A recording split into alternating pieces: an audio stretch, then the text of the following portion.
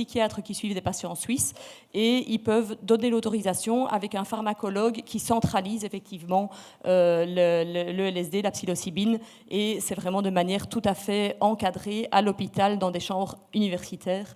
Voilà, et il suffit parfois d'un seul passage à l'hôpital pour pouvoir soigner des états dépressifs majeurs. Donc ça, c'est important aussi de le savoir. Parfois, on rame pendant des années avec des antidépresseurs avec des résultats qui sont pas top.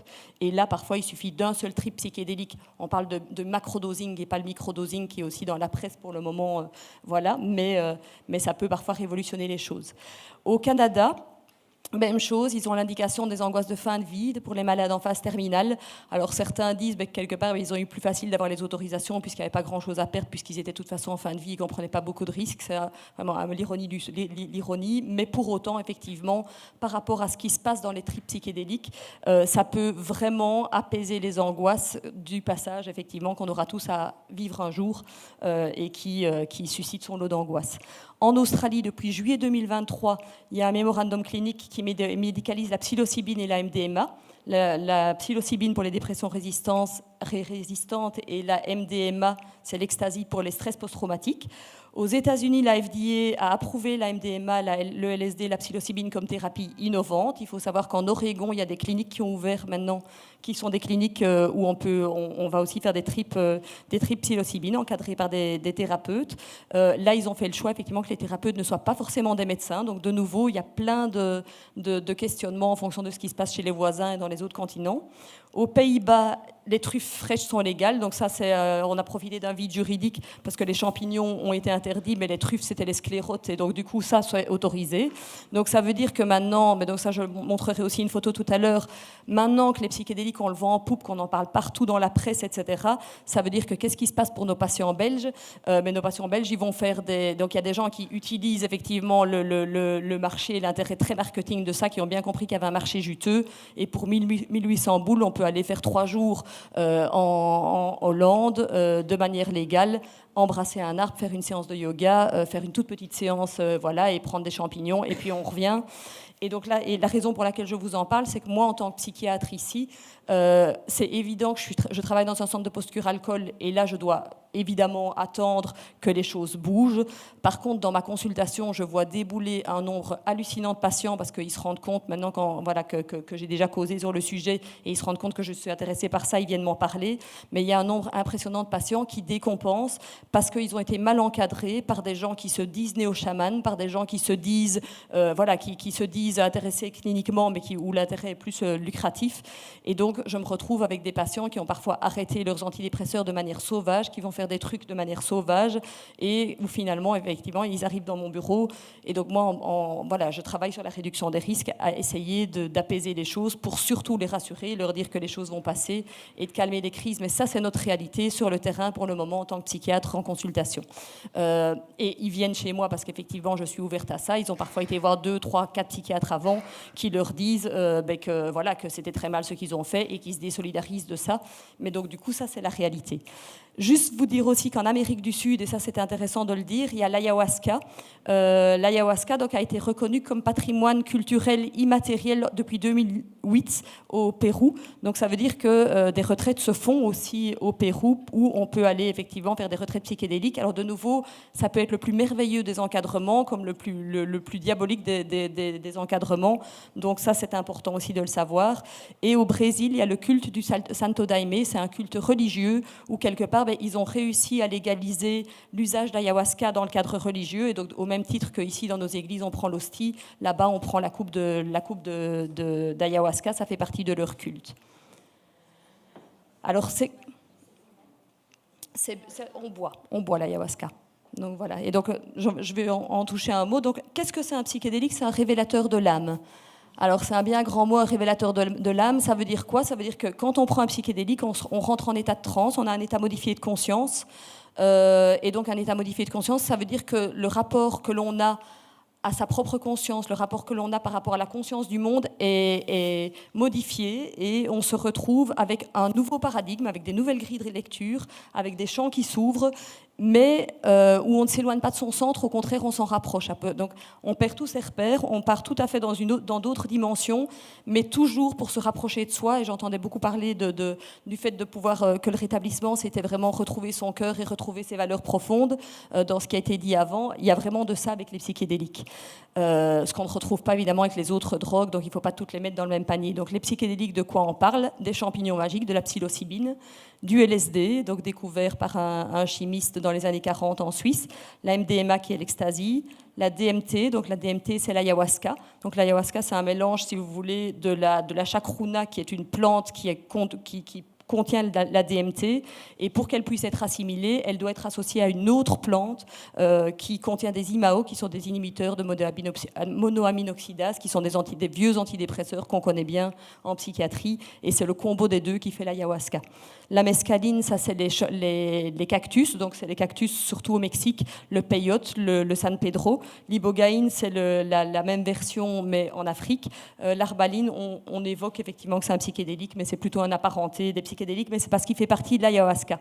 Et pour moi, c'était important aussi de vous le dire, si j'oublie de vous le dire tout à l'heure, c'est que pour le moment, il y a aussi le lobbying pharmaceutique qui s'intéresse de près à toutes ces questions-là, mais c'est pas qu'une histoire de chimie, il y a parfois un effet d'entourage dans la plante, il n'y a pas que de la DMT, il y a aussi de l'armaline, il y a aussi plein d'autres choses, et donc il faut pas négliger voilà, l'esprit de la plante, donc ça c'est la théorie voilà, plus côté chamanique. Alors, vous dire effectivement que David Nutt, donc c'est un neuropsychopharmacologue qui a beaucoup œuvré, qui était un conseiller à l'Imperial College de Londres, qui a fait beaucoup d'études pendant des années sur les assuétudes, et il a répertorié les drogues en fonction de la dangerosité pour l'individu, la famille, le communautaire. Et en tête de peloton, on trouve l'alcool. Donc l'alcool, l'héroïne, le crack, la méthamphétamine, la cocaïne, le tabac, les amphétes, en toute queue de peloton, ecstasy, LSD, champignons. Donc ça, c'est quand même vraiment quelque chose qui est important aussi pour remettre un petit peu les choses à leur place dans le débat. On sait que d'un alcool, quand on fait un sevrage alcool, on peut en mourir si on fait des crises d'épilepsie. A priori, effectivement, si la prise de LSD, de champignons, d'ecstasy est bien encadrée par un set and setting, il n'y a pas de dose létale. Enfin, le risque, il est d'un mauvais encadrement, d'un usage récréatif, et que les autres dimensions dans lesquelles on entre nous amènent à faire des bêtises. Alors comment ça marche ? Ça, je vais le dire vraiment très très vite. J'aime bien les métaphores. Le printemps neuronal. Donc ça bourgeonne en fait, si vous voulez. Donc il y a vraiment, on a un facteur de croissance dans le cerveau qui est le BDNF, et donc ce facteur, il est là, il est amplifié, et donc je vais évoqué plus par ce biais-là. Donc, si vous voulez, il y a une plasticité cérébrale. Donc, on sait que quand on analyse en imagerie cérébrale les gens qui sont sous psychédéliques, il y a des connexions dans tous les sens, ça s'allume dans tous les sens. Il y a des zones qui ne discutent normalement pas entre elles, qui se mettent à discuter entre elles. Donc, l'image métaphorique qui est sympa par rapport à ça, c'est de se dire que finalement, c'est comme si notre cerveau c'était un orchestre d'instruments de musique. Et donc, si vous voulez, quand on donne des psychédéliques, c'est comme si on inventait de nouveaux instruments, on invente des nouvelles partitions, et il y a une synchronie, et tout se met à jouer ensemble, au lieu, effectivement, de se retrouver avec les mêmes schémas de pensée, le même disque rayé qu'on peut toujours avoir, et une forme, quelque part, de rigidité mentale dans laquelle on peut être quand on a des comportements, effectivement, dépressifs chroniques, anxieux chroniques, où on est tout le temps dans des anticipations anxieuses, etc. Donc, exhausteur d'émotions. J'avais été une présentation d'un psychiatre suisse qui disait que c'était le glutamate de la psychiatrie, mais donc c'est assez juste, c'est vraiment un exhausteur de goût, un exhausteur de sensations, d'émotions. Donc ce que je vous disais tout à l'heure, c'est que nos batteries de médicaments psychotropes, ça a tendance à mettre le couvercle, donc que ce soit les psychotropes prescrits, mais aussi l'alcool. Donc on a tendance à vouloir anesthésier les émotions, parce que les émotions, c'est ce que Jérôme Collin disait encore tout à l'heure, ça dérange. Donc surtout, effectivement, il faut lisser les choses, il faut surtout donner des médicaments suffisamment, pouvoir continuer à bosser, continuer à aller travailler, continuer à être calme, continuer à ne pas bouger. Et quelque part, pendant ce temps-là, la colère gronde, la tristesse gronde, et on implose ou on explose à un moment donné. C'est ce qu'on voit pour le moment dans notre réalité de consultation. Et là, quelque part, effectivement, c'est le fait de rendre les lettres de noblesse aux émotions, à dire que quelque part, on travaille tous avec notre condition humaine, on est tous dans nos conditions humaines, et que les émotions, ça fait partie du sport d'être humain, quelque part, et c'est l'accueil des émotions qui va nous amener à pouvoir mieux les digérer et à être dans un meilleur rapport à elles et ne pas décompenser sur un mode psychiatrique. Ce qui se passe aussi, c'est qu'il y a une diminution du réseau mode par défaut, donc c'est vraiment comme un reset. Donc il y a moins de rumination, moins de ressassement, et donc c'est comme si tout d'un coup il y avait une nouvelle grille de lecture qui s'ouvrait. Il y a une activation de la sérotonine, donc c'est vraiment des gros toutes les substances dont je vous ai parlé avant, c'est vraiment un gros shoot de sérotonine. Donc c'est pour ça que prendre ça avec des antidépresseurs, c'est la catastrophe. On risque alors le syndrome sérotoninergique. Pour ceux qui travaillent dans le milieu psychiatrique, c'est quand même le truc qu'on vise à éviter. Et donc il faut savoir qu'il y a beaucoup de patients qui, de manière sauvage, quand ils le font là maintenant, en allant à gauche, à droite, mais quand ils ne sont pas bien encadrés, ils arrêtent du jour au lendemain leurs antidépresseurs, alors que ça s'arrête de manière progressive pour pouvoir aller faire ça. Et ils se retrouvent aussi parfois avec des décompensations avant même d'avoir été à l'expérience, parce que ça a été mal soutenu, mal encadré, d'où l'importance aussi de la réduction des risques et qu'on s'intéresse, nous, psychiatres, médecins, à ce sujet. Et donc d'autres choses aussi, donc on voit qu'il y a le filtrage du thalamus qui est complètement levé, et donc on se rend compte effectivement que voilà, donc le frein de l'amygdale, par exemple, quand quelqu'un est anxieux, son amygdale elle est hyperactive, on voit que l'amygdale dans le cerveau est très réactive. Quand on est sous psychédélique, l'amygdale elle est complètement éteinte, c'est comme si la peur n'existait plus, et on a donc il y a beaucoup moins d'activation aussi de cortex préfrontal, et au-delà de ça effectivement c'est de l'agitation et du réseautage dans tous les sens dans le cerveau. Je dois quand même parler de l'expérience subjective aussi de l'échelle du mysticisme, parce que donc tout ça, c'est vraiment toute la question plus chimique que j'aborde, mais au-delà de ça, quand on prend des psychédéliques, c'est aussi l'idée de, quelque part, changer son rapport au monde, comme je disais, et on peut se retrouver avec des expériences complètement mystiques, et des chercheurs ont analysé que les patients qui arrivent à avoir des trips mystiques sont ceux qui rechutent le moins et qui ne doivent pas souvent bénéficier d'une deuxième dose de psychédélique quelques mois plus tard, parce que quelque part, voilà, le voyage a eu un sens, c'est un peu comme ce qu'on entend dans les expériences de mort imminente, etc. Le voyage a eu un sens, il y a eu tout d'un coup quelque chose qui s'imprime sur le rapport à la vie, à la mort et le rapport au monde dans lequel on est. Pour qui? Alors, il y a plein d'indications. Donc, celles qui sont vraiment le plus étudiées pour le moment, c'est les dépressions résistantes, les troubles anxieux majeurs, les TOC, les angoisses de fin de vie, les addictions, les troubles des conduites alimentaires, les comas, comme je disais tout à l'heure. Mais effectivement, il y a les autres intérêts aussi, et d'où les guerres pour le moment de récupération, et c'est à ça qu'il faut être vigilant. C'est que quelque part, voilà, on est tous avec nos névroses, et certains disent, quelque part, ça pourrait nous aider, nous, en prévention aussi. Donc, est-ce qu'il faut forcément être diagnostiqué au DSM-5 pour pouvoir prétendre à avoir les psychédéliques, ou est-ce qu'on peut y aller de manière préventive parce qu'on sent qu'on commence à glisser dans les symptômes? Et donc voilà, ça c'est vraiment la question qui devra faire débat au niveau des scientifiques et dans les années à venir.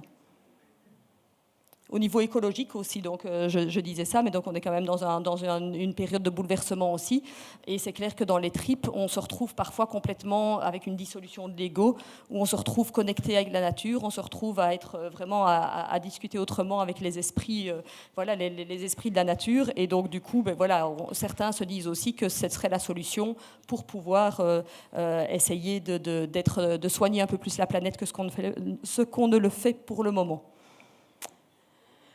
Pour qui non? Et donc là, effectivement, c'est pas pour tout le monde. Contre-indication absolue, les schizophrènes, les troubles schizoaffectifs, les psychoses, les bipolaires, chez les patients ou dans la famille premier degré, donc quand il y a ces diagnostics chez les parents ou chez les frères et sœurs. Parce que tout ce que je vous explique, effectivement, c'est qu'à un moment donné, chez certains patients, je ne dis pas chez tout le monde, mais chez certaines personnes qui prennent des psychédéliques, il y a vraiment une dissolution de soi, une dissolution des frontières. On perd tout contenant, on perd tout repère. Donc ça veut dire qu'on fond véritablement. Donc il y a quelque chose où, entre soi et le divan sur lequel on est, on ne sait plus faire la part des choses entre l'infini et l'infinitésimal. On ne sait plus faire la part des choses. Et donc, quelque part, les patients qui ont déjà un problème de frontières, comme le sont les psychotiques, là, il y a quelque chose chose de très très compliqué, c'est qu'ils sont alors à risque de décompenser et de ne pas pouvoir revenir. Ce qui est important aussi par rapport à ce que je dis, c'est que parfois il y a le plus beau des voyages qui se passe, et donc quand c'est le plus beau des voyages et qu'on n'est pas bien mis dans sa vie et qu'on n'est pas bien encadré dans l'expérience, on n'a pas envie de revenir, et donc quelque part ça crée aussi des dissociations, parce que ces gens ils se disent quelque part moi je préfère rester perché, parce que quand je suis perché au moins c'est beau, alors que ma réalité de vie elle est nettement moins belle. Donc ça c'est important aussi que les encadrants soient bien au clair avec ça. Les troubles de personnalité type borderline sévère à éviter aussi, de par les risques de passage à l'acte, mais de par aussi toutes les questions transférentielles, parce qu'il faut savoir que quand on est, pour le moment, il y a une attente magique aussi de ces psychédéliques, et il faut aussi relativiser ces attentes magiques. C'est pas pour tout le monde, ça marche pas à tous les coups, et donc voilà, à la fois il faut pas diaboliser, mais à la fois il faut pas non plus être dans un truc où c'est beau, c'est joli, on a découvert le nouveau médicament à la mode et tous les autres vont être annulés. Enfin, il faut vraiment raison garder par rapport à ça. Et les personnalités narcissiques, je l'ai mis aussi parce que quelque part, quand l'ego se dissout, quand on fond et qu'on se rend compte que le monde a continué à tourner sans nous, ça peut être vachement déstabilisant, et on peut se retrouver aussi avec un effondrement thymique et des dépressions liées à ça, ou à l'inverse, des gens qui, de leur trip, ont le sentiment après qu'ils ont tout compris sur le monde, et on a une explosion à leur donner aux chamans. Ils ont décidé que c'était la bonne méthode, et ils commencent effectivement à se fournir sur Internet parce que c'est facile à faire, et ils se mettent ici à faire des cérémonies de manière non encadrée et bien éloignée de tout ce qui est la superbe transmission chamanique, culturelle et ancestrale. Voilà. Par qui? Donc ça c'est la grosse question, et donc ça c'est la question qui est en friche pour le moment. Il y a 2 écoles, donc l'importance du set and setting et la bonne connaissance du processus de l'encadrant. Donc en fait, pour le moment effectivement, moi je trouve le modèle suisse très très sympa, parce que ça veut vraiment dire que c'est des psychiatres qui ont une connaissance effectivement de la maladie mentale, de la santé mentale, qui peuvent au compte-gouttes distiller effectivement ces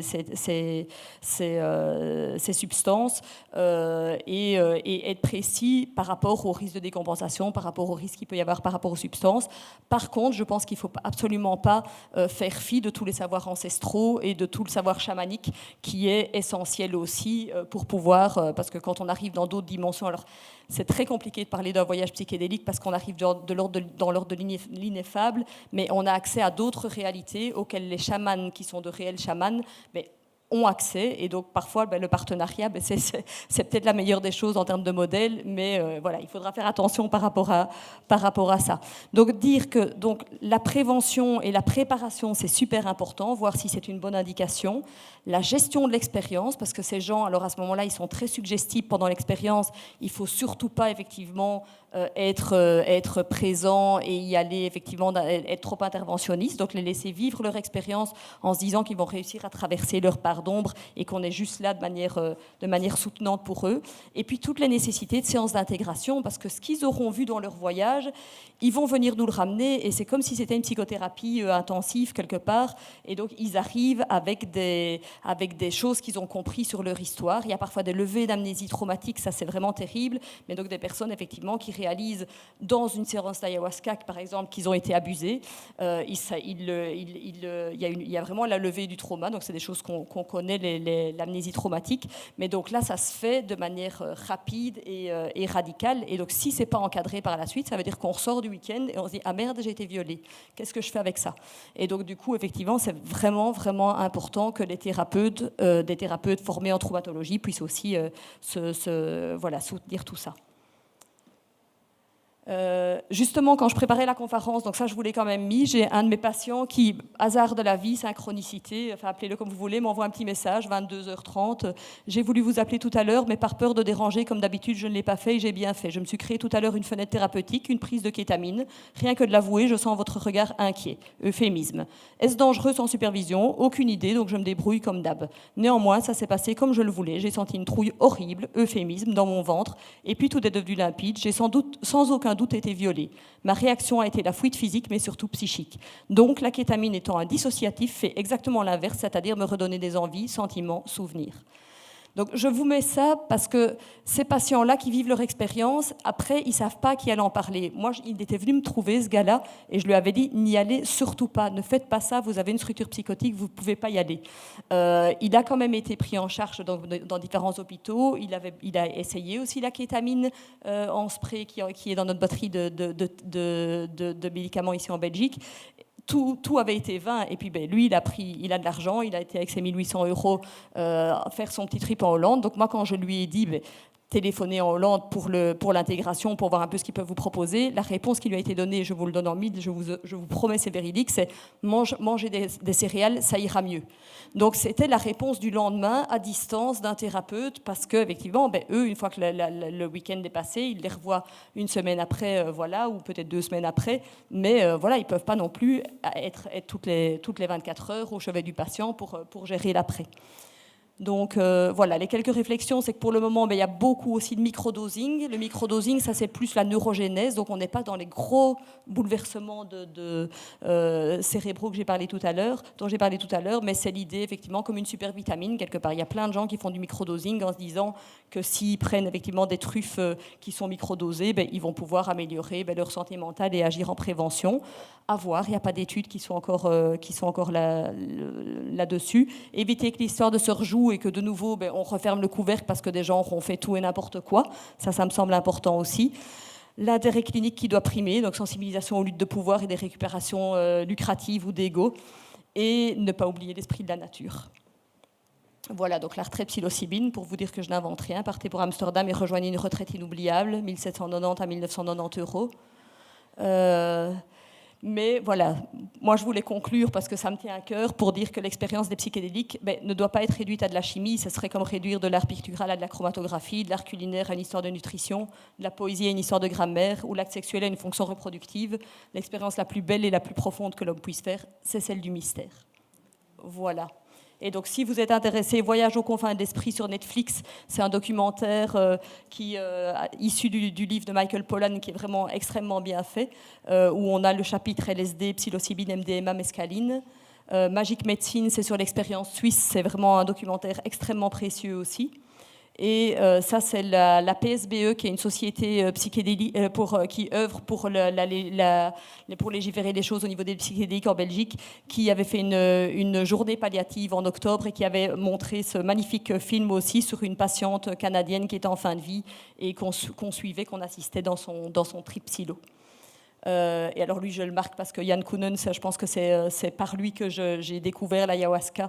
Et c'est un réalisateur hollandais qui a fait ce magnifique documentaire qui s'appelle D'autres mondes et bien d'autres choses encore, et qui a sorti cette BD avec des dessins issus de ses voyages. Donc je vous recommande si vous êtes intéressé par le sujet.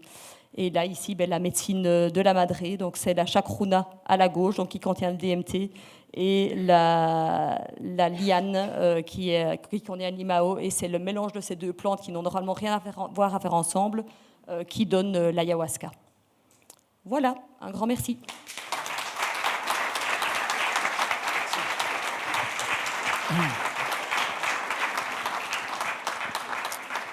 Merci beaucoup pour ce voyage. Alors, je pense que nous avons terminé nos sessions dans les temps. Bravo, merci à tous. Et je vais céder la parole et les derniers mots au docteur. Laurence Font-Armand, oui, merci. On m'avait donné 10 minutes, je ne sais pas si j'y suis encore. Je suis encore dans mes 10 minutes, vous pouvez me dire, professeur ? Je ne sais pas. Professeur Deloyer. Un peu moins. Un peu moins. Oui, alors, conclure après tout cela.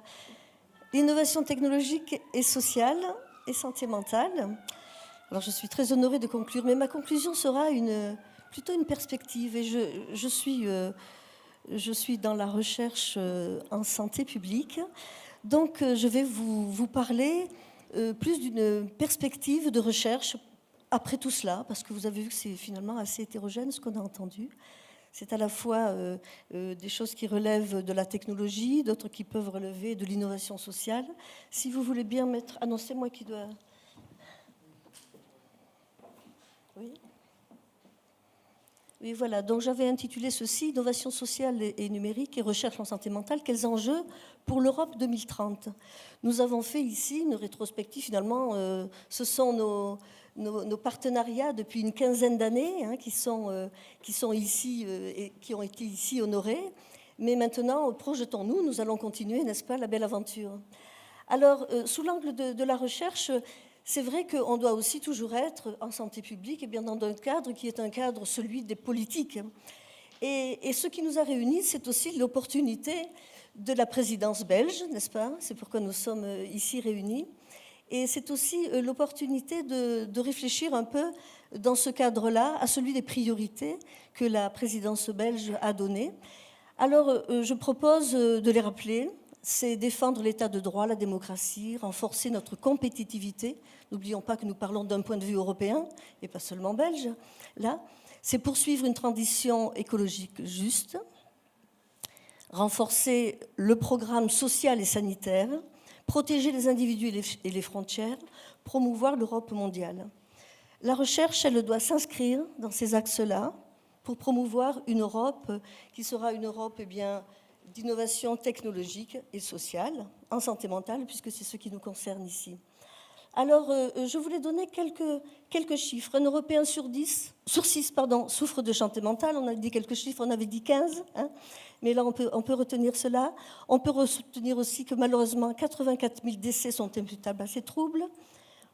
En France, 12 millions. 450 millions dans le monde souffrent de ces troubles. On a vraiment une urgence à développer de la recherche pour développer de bonnes pratiques. Avec Covid, nous avons développé de nombreux travaux, finalement. Ça a été l'occasion de travailler sur la technologie, l'innovation technologique. Et j'ai notamment dirigé des travaux sur les psycho-JPAC avec 18 pays européens. Enfin, on a commencé à travailler sur les nouvelles technologies parce qu'on sait à quel point il est important de développer ces travaux-là, compte tenu des chiffres que l'on voit là, avec des coûts de 4% du PIB en Europe.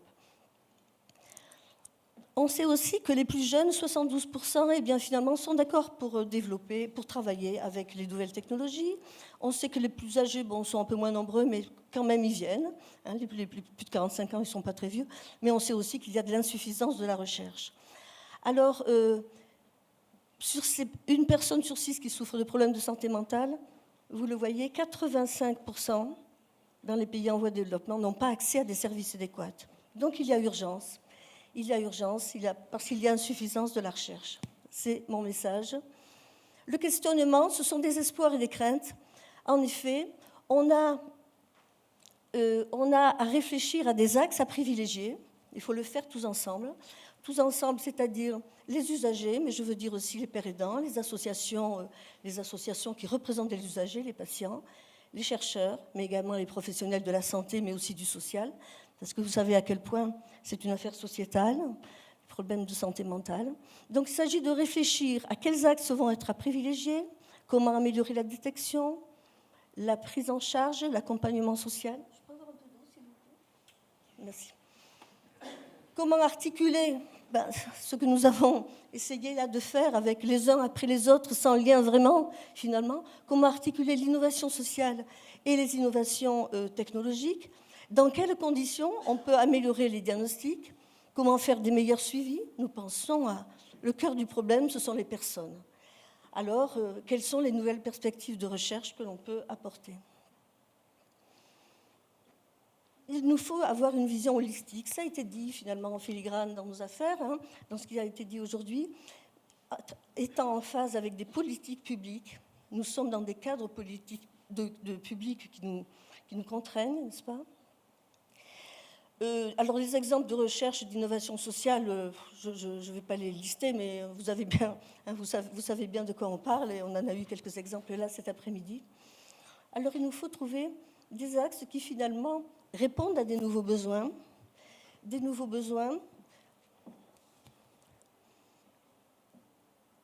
avec des nouvelles problématiques de recherche, ça veut dire des nouvelles questions sur la recherche, d'autres points de vue, changer de paradigme, on le dit. C'est aussi, vous voyez, ce mot qui revient souvent, c'est un mot-clé nouveau. C'est trouver des nouveaux concepts, des nouvelles méthodes, des nouveaux outils de recherche, des nouveaux cadres théoriques. Nous devons être... Merci, monsieur. Oui, j'ai soif depuis longtemps. Merci beaucoup. Alors, on parlait de nouvelles technologies, c'est l'innovation, mais tout ça c'est nouveau, mais aussi ça veut dire quoi aussi? De nouvelles collaborations, mais qui doivent être interdisciplinaires, intersectorielles, et ça c'est innovant.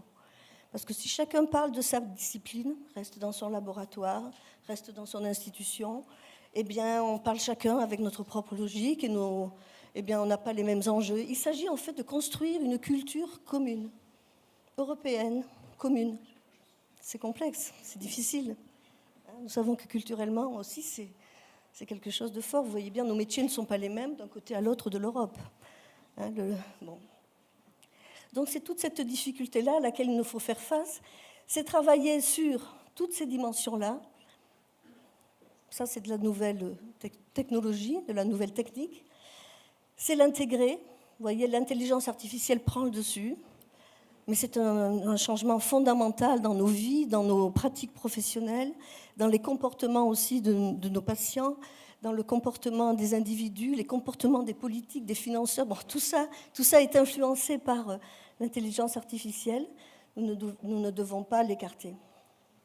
Alors les enjeux, les enjeux, c'est de développer des nouveaux dispositifs, c'est de lever les barrières réglementaires, c'est exploiter l'intelligence artificielle, c'est favoriser une approche préventive, personnalisée, prédictive, etc. Et aussi, c'est fort important, mettre en place des systèmes d'évaluation. Parce qu'on parle de beaucoup de choses, mais comment on l'évalue? Quel est l'impact réel? Comment cela se décline finalement profondément dans les pratiques, dans les comportements des individus, les pratiques professionnelles? C'est de ça dont on parle, de tous ces échanges-là. Et cela met en jeu, finalement, l'enjeu, c'est aussi la formation des professionnels, la formation des professionnels actuels, la formation des jeunes, de formation initiale, des futurs, ce qu'il nous faut transmettre à la génération qui suit, et la formation aussi des chercheurs. Donc les impacts sont extrêmement forts de pouvoir évaluer tout ce qui est nouveau. Ah, c'est bien, c'est nouveau, mais alors on peut faire des choses pilotes, mais les dépliquer, mais derrière, donc la recherche en santé publique, eh bien, elle va permettre de travailler à de l'évaluation, ce qui sera quelque chose d'important à réaliser. Les dimensions éthiques, évidemment, elles sont importantes. Les dimensions éthiques à horizon 2030, c'est tout ce qui concerne, vous le savez bien, les biais, la discrimination, la responsabilité, les effets, toutes ces questions-là autour de l'acceptabilité, de la confiance. Les comités d'éthique évoluent dans leur formulation, le fait de faire accepter les études, d'avoir accès à des données. Tout ça, c'est extrêmement riche et extrêmement important, toute cette dimension d'un cadre éthique. On sait bien où va le monde. Est-ce qu'on est toujours avec Google ou est-ce qu'on crée d'autres choses? Comment on s'en détache? Il y a des enjeux très forts politiques au niveau européen. Parce que vous savez que nos concurrents, si j'ose dire, la Chine et les États-Unis ont leurs propres apports. Alors il faut que la recherche européenne, elle se cadre par rapport à tout cela, qu'elle se pose, tout ça, c'est de l'interdisciplinarité, n'est-ce pas? Travailler sur l'éthique, c'est s'entourer de juristes. En santé publique, on va travailler, on n'est pas seulement des gens qui viennent des sciences médicales ou des sciences sociales, mais c'est important d'avoir un élargissement de ce qui est disciplinaire. Alors il faut donc articuler la recherche aux déterminants de la santé. J'aurais dû vous mettre, pendant que je buvais, ceci. Alors les déterminants de la santé. Qu'est-ce qui la détermine, notre santé, notre bonne santé physique ou mentale? C'est un ensemble d'éléments, un ensemble de systèmes, n'est-ce pas? La bonne santé, où il est mon point rouge? Oui, il est là. Les caractéristiques individuelles, bien sûr, chacun a son propre capital, mais nous sommes dans des milieux de vie familiaux, scolaires, milieu de travail, etc. La communauté, là où j'habite, hein, en ville, à la campagne, en Belgique ou en Roumanie, bon, c'est très différent. Les systèmes, il y a des systèmes d'éducation qui influencent notre bonne santé, il y a des systèmes sociaux, d'aménagement du territoire, etc. Et puis, toute cette vision-là qui est plus macro, celle du contexte global, celle de la culture, des politiques, des contextes économiques, hein, démographiques, etc. Bon, tout ça, la recherche doit articuler l'innovation à comment faire en sorte que la bonne santé, elle se développe, comment faire en sorte qu'on vive mieux et plus longtemps. Alors ça renvoie aussi à des travaux théoriques de Uri Brandfer-Brenner qui travaillent sur les systèmes emboîtés, c'est-à-dire sur l'idée qu'il y a un lien. Vous voyez, le milieu de vie, il est influencé par les systèmes qui eux-mêmes sont influencés par le cadre là, qui est macro, donc on dit macro, méso, micro, pour arriver jusqu'à l'individu. Et il y a une interaction, vous voyez là, il y a une flèche, c'est le temps. C'est-à-dire que tout est dynamique, tout est sans arrêt en train de changer, d'évoluer.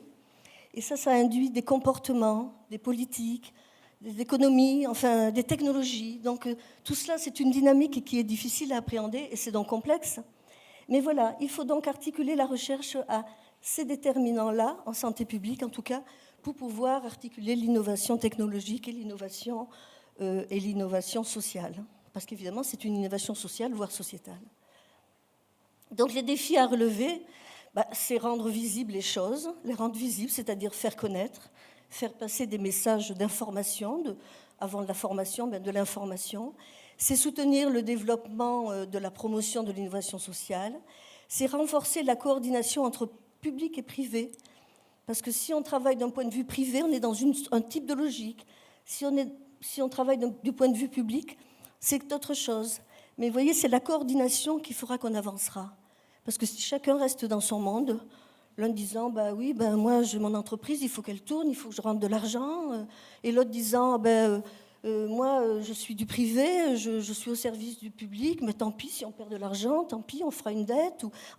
Donc il y a toute une manière de concevoir les choses qui devraient être en harmonie, et c'est ce que la recherche devrait apporter, en tout cas dans ses propositions.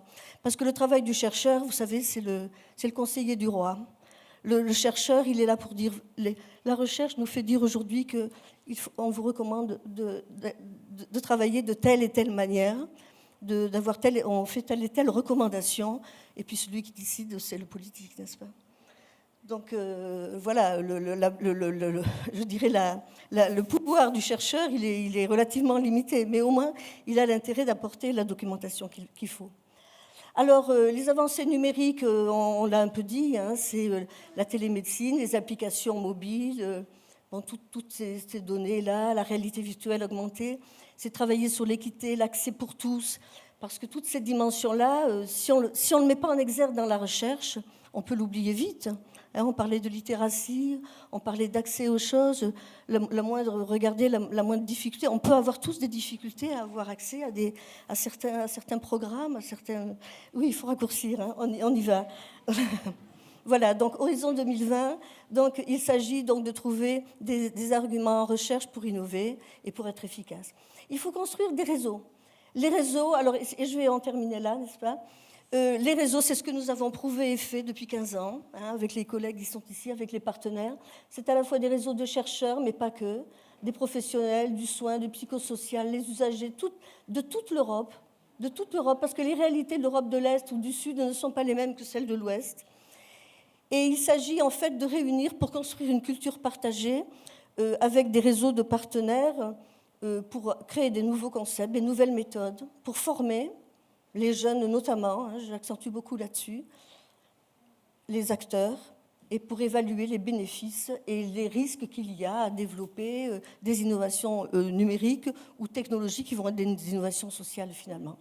Voilà les quelques idées de base, un peu macro, mais en tout cas qui nous font dire qu'on arrivera comme ça à déstigmatiser, à développer l'empowerment et à faire le point. Et je voulais dire aussi que depuis, vous voyez, l'OMS, avec la déclaration de Genève en 2021, la boussole numérique 2030 de l'UE, l'horizon 2030, tout ça, c'est déjà écrit en amont. Hein. On est déjà dans ce cadre-là, on va déjà vers cela, mais c'est grâce justement à ces projets européens et à leur financement qu'on peut articuler tout cela. Je vous remercie.